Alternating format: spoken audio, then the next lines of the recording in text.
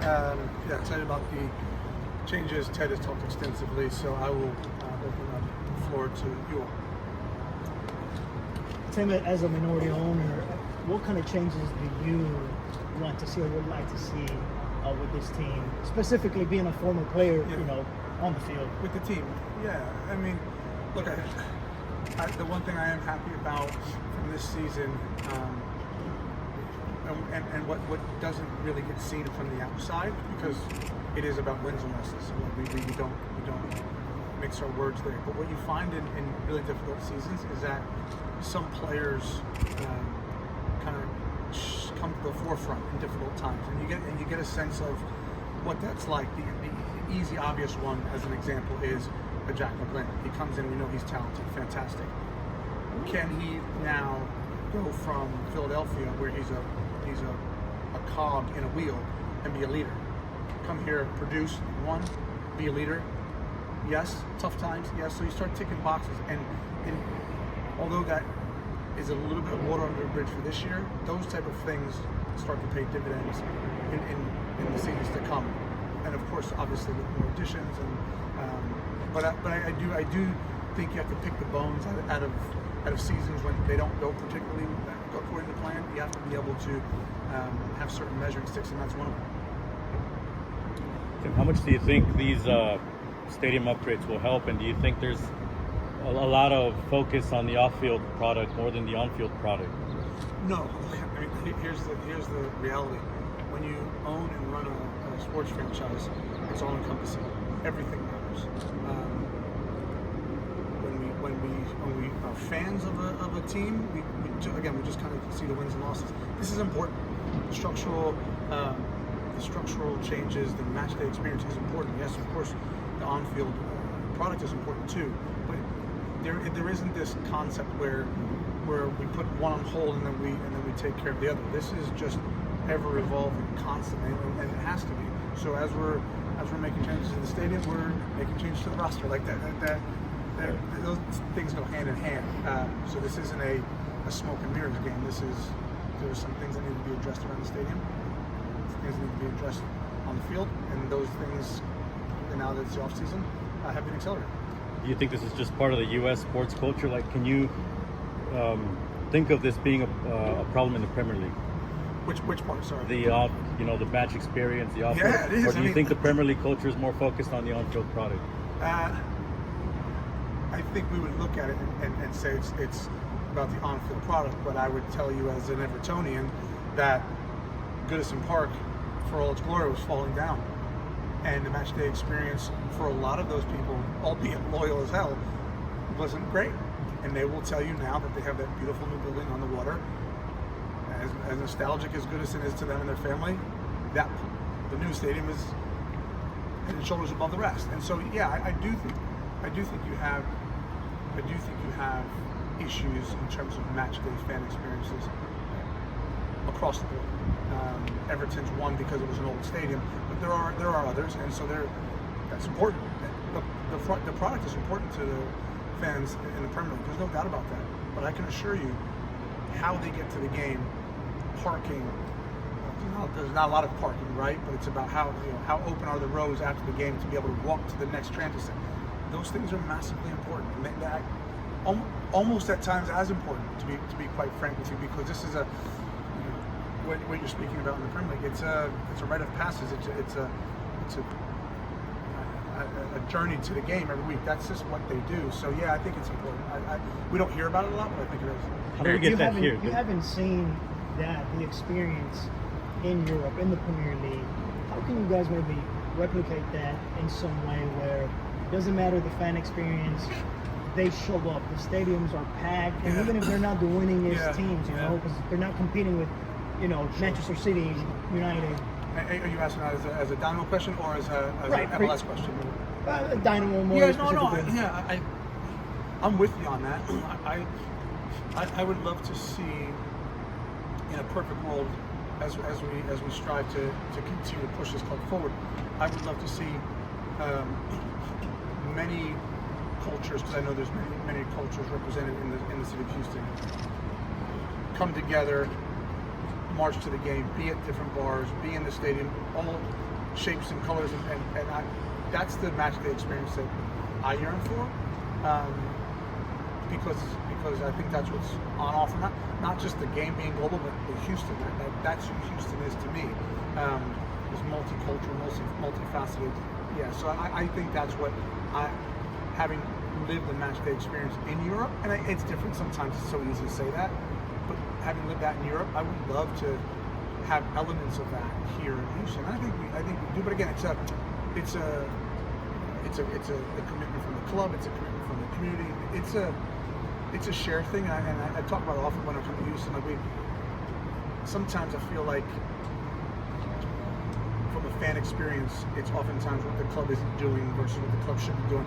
It's just collaborative. At the end of the day, if we're not all in the same boat, rowing the same way, then it's not going to work. It's not going to work. And so again, and Ted has talked about this. That's part of it. Listening to our supporters. What are the issues? If you got 10 issues, we don't get to all 10, but we got to prioritize which ones we get to because it's important to them. Hey, hi team. As a former player, I've seen the NBC Premier League Fan Fest. You know how you draw fans out, even though Premier League is thousands of miles away from here. But here in the US, it moved from city to city. You know, do you think MLS can replicate something like that? A fan fest that would draw out, you know, the league fans, where we keep talking about fans engagement and fans experience. Well, you bring up an interesting point. I mean, it would be exciting. They'd have to pull it together. I mean, there is proof of concept, which what NBC has done, so it can be done. There's a world in which I see that, but that would have to happen. The ownership would have to push the MLS and get them to kind of get on board and drive that. Where do you create it? You know, around a certain event or around a random weekend. I don't know the answer to that. It's certainly there's an appetite for it, and I think you might need to do it in a smaller dose. And at NBC Fan Fest, we're having 10,000 people, 20,000 people over the course of a weekend. Is that doable at that level in MLS? I'm not sure. Maybe, depending on the city and the size and the scope. But I think there's an opportunity for it. You know, we have Premier League Fan Fest is going to be World Cup Fan Fest. Maybe MLS does get on board and do something like that. What excites you the most about where this club is headed? The vision at the top. Ted Segal is a very smart visionary. He understands where he wants his club to be and where it is. And look, the MLS, the fact of the matter is, he's committed to excellence, and we are committed to excellence. And the MLS has set a standard that has risen leaps and bounds. I mean, the best teams in MLS are top notch, and there used to be. And I think a lot of people give credit to MLS for having a lot of parity. I'm not sure there's a ton of parity in MLS anymore. There's teams that are starting to really touch the upper echelons, and so that's something that we are very aware of. Again, that's about, and there's an aesthetic to that, of course, but there's getting the right players and the right mix and balance of some older veteran leadership and some young players. And do you bring those young players through? Do you go buy them? That's a balancing act. Team of this building will be part of the World Cup with the day before training. A little bit more 6 months from the World Cup. Which of the host teams do you think it's better now to have a really good World Cup? Of the three hosts? Yeah. The U.S., of course.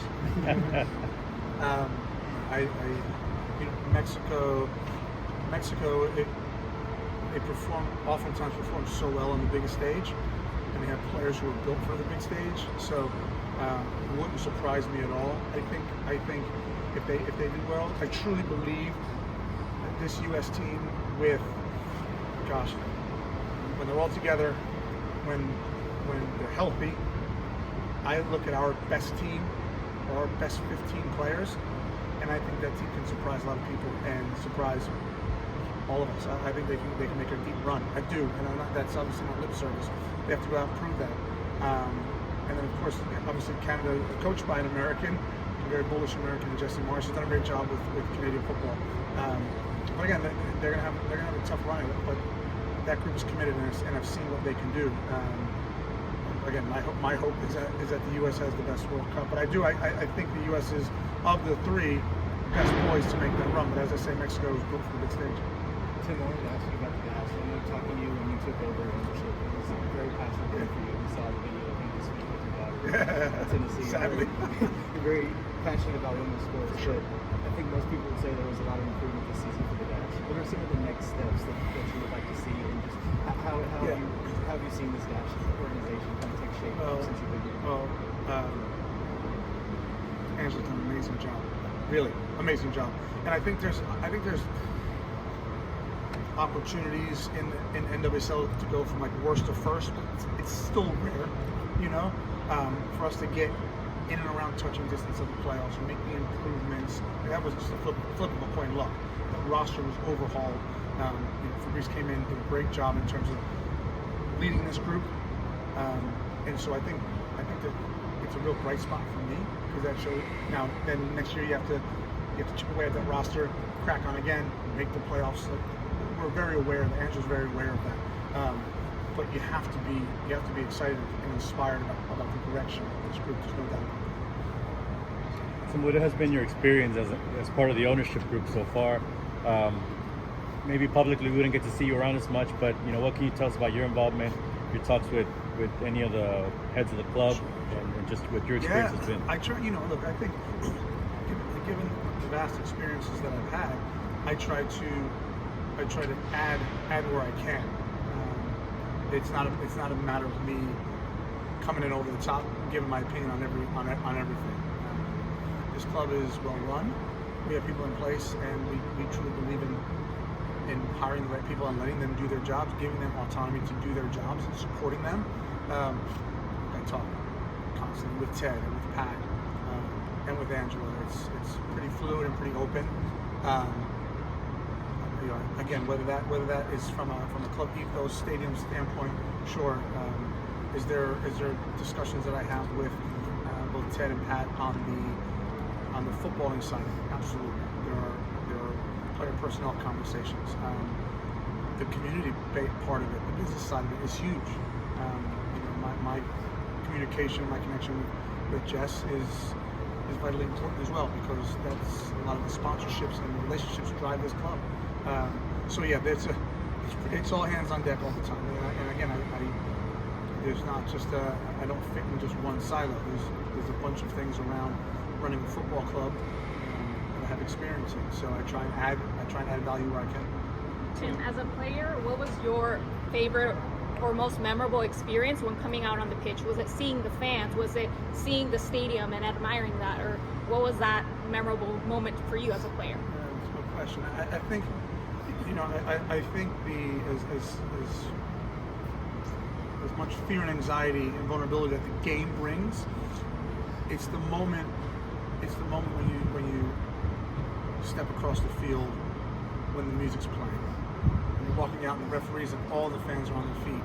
Yeah, you see it during warm up, but that's not really the magic moment. The magic moment is the referee grabs the ball, the music plays, you're walking out with your brothers, the enemy is next to you, and everybody's on their feet, and you get to cross that line. And it's also as scary as it is, it's also a relief, because that's what you work for.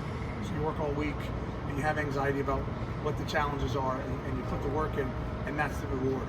Even sometimes you get a butt kick, but that moment, you're filled with hope that you can do something special. So it's that singular moment, and quite frankly, when you look across the world, and Houston's no different, that's the one they look for too. It's their heroes are walking onto the field. It's the anticipation of what's to come.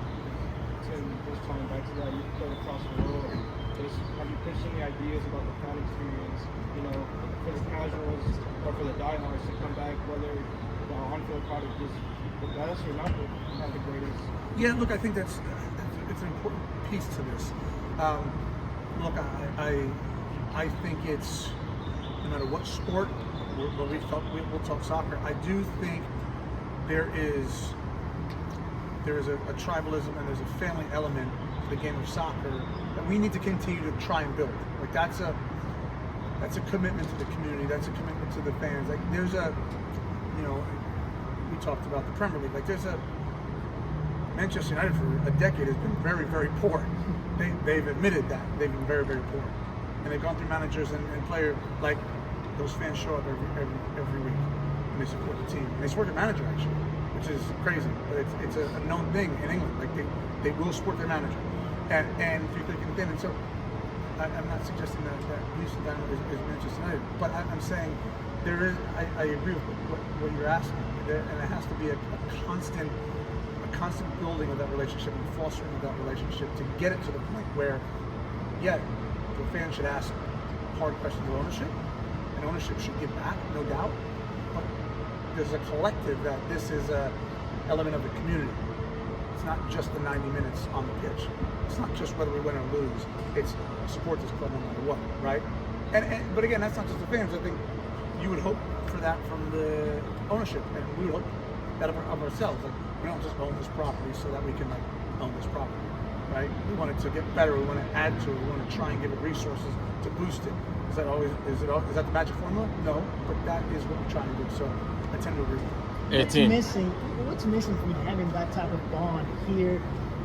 It's mainly almost in the entire MLS, but there are a few teams that do have it. You see Seattle, Nashville, other teams that do have that. But like for instance here in Houston, what's missing from creating that bond where in the Premier League you have 2 or 3 teams in one city, and it's almost like it's a neighborhood team where people that grew up, this is my neighborhood's team, even if we're in the same city, and I'm going to show there's just so much passion. I hear what you're saying, and I don't disagree with what you're saying. I also think we have to step back a little bit and remind ourselves how far we've come. And I think sometimes, like, we're sitting here and you're asking me that question, and that's a fair question. I will take you back to the beginning of my career, which seems forever ago, but it wasn't that long ago. There wasn't a stadium that looked like this. It was rickety old football stadiums that nobody showed up to, that wasn't supported. The game day experience was awful. The money's gotten better, the players have gotten better, the fans have gotten better, they've come out in more numbers. The stadium, like, we've come a long way in a very short period of time. So I hear what you're saying, I'm with you. You and I agree on this wholeheartedly, and I bang that drum. Like, we can continue to push this forward. And I do think that we had a meeting about an hour ago, and 1994 was the catalyst for soccer in this country. Forget what everyone else says. We didn't have a league before that. Most people never even know what the World Cup was. Bang, it was here. And from that, MLS grew, our national team got better. I do truly think we're going to see another wave of that in this country. More money's going to be pumped in this World Cup than ever. More eyes are going to be on it. And look, there's a responsibility from us in Houston to say, like, the world's going to come to Houston to see this. But also, Houstonians are going to come and see this for the first time. And how do we carry that? Like, how do we carry that momentum? We've got to capture that and go, no, come back, stay with us. This is who we are. We're part of you. So I'm with you, but I also think sometimes we have to pause and just say, like, we've done a hell of a lot of good too. Hey, team, one last one away from the MLS. You cover the Premier League. You play in the Premier League as an Everton fan. Watching Liverpool go through this struggle after winning the league last season, how does that make you feel? And what do you think might be the problem of Liverpool right now? Fortunately, I am very biased, no matter the fact that I do love Everton. I think their struggles are interesting. They bought really well, but some of the players haven't quite settled in.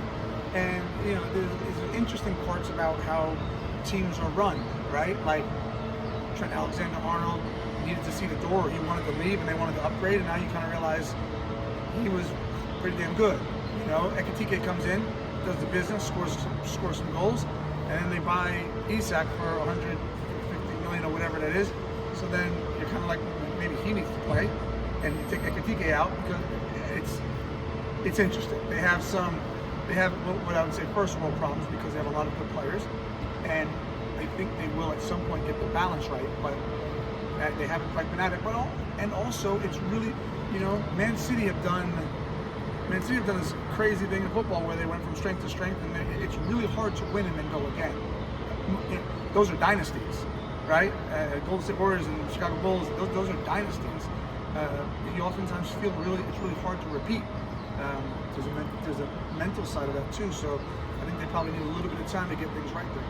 How do you leverage the World Cup coming to Houston and use that as like a vehicle to kind of funnel fans towards these teams, the Dynamo and even the Dash? I think that's, again, a little bit what I touched on. I think that is very important, is that we really are kind of have have our eyes and ears open as to who's coming to the fan fest, who's going to the games. Look, we know people are going to be coming in from all over the world. Those aren't the fans we're trying to retain. But what we're trying to do is create this hunger, which will happen. Create this hunger within Houston to say, like, soccer is real, soccer is global, it's here. Fan fest, pubs, bars, watch parties, everything that happens is happening here, and that can continue.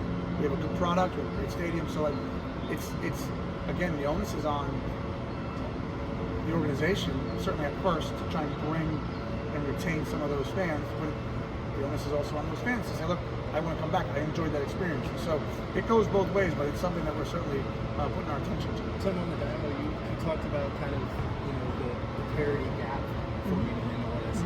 We see Messi signing some of these big stars. Do you feel as an ownership group that you guys need to go out and get a star, a Premier League player, a Liga player, to kind of keep up with the Joneses, for lack of a better term? Or how do you feel like, what you guys, when you go into a transfer window, do you feel like you need a global superstar to not only good for fans and Houston, but to compete in the league? Well, it's a great question, and I will give you my opinion, and that is, look, I think Pat Onsted's job is incredibly difficult, because here's why.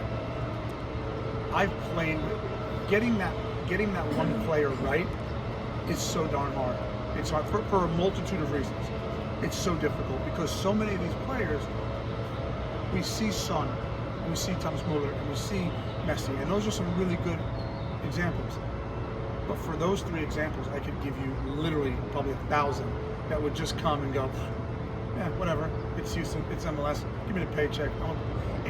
There's so many different levels to that.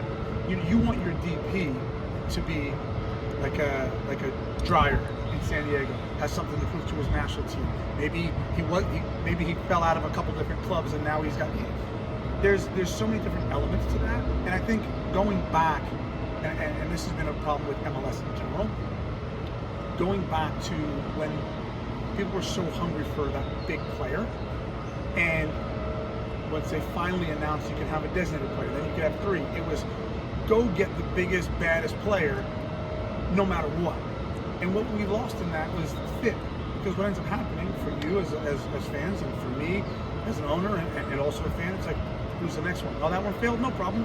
Get rid of his contract, let's go get the next one. And so there's this constant continuum of trying to go get this great savior. That's not, your designated player should be the piece that puts you over the top.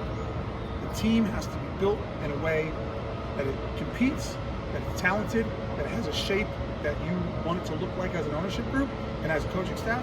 And that final little piece at the end, that should be your designated player. Your designated player is not going to overhaul your entire fortunes. It just won't. And so I'm a little bit cautious on always trying to think who's the next big. I know it's exciting and it's sexy, and that's what the fans want. I get that. But there's so much more that goes into it. What did you think of Hector Herrera's time here? Do you think that was cut short a little too soon? No, I love Hector. To the points that you were just speaking to. Sure. No, I mean, I think obviously his talent spoke for itself. At the end, again, it's not a perfect science. You have to start to balance injury record, age, how much of that bang are you getting for your buck. In a perfect world, yes, but it's not always how, and you have to make those tough, hard decisions. His time here, though, I think he proved he was a special player, and he gave that to us. Well, again, ultimately, when the injuries catch up with you at the end, it's a really hard kind of balancing act. If I can have one more. We see Tom Brady, we see J.J. Watt, all these guys going and putting their monies overseas in clubs in England, Spain. You chose to put your money in a U.S. club, two U.S. clubs, the top leagues in men and women. What led you to that decision, and is there a certain pride you take in keeping that money at home? Yeah, there's a pride there, because soccer investment is amazing all over the world. That's why you're seeing people put their money in so many different places.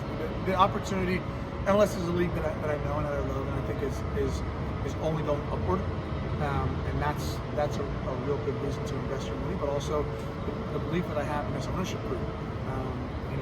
I know this city well. I talked from the day I got here. Like I know so many players and friends who have been here, who love this city, love this club, and to be able to be a part of that and be a part of the Orange, like that was special to me. So yeah, I obviously wanted to here. But look, I think ultimately soccer investment is real, and it's pretty special. And it's only going to grow more and more after this World Cup. By the way. Thanks. As an owner, sorry, just a quick one. As an owner, just would taking away a salary cap from this league hurt this league or improve this league?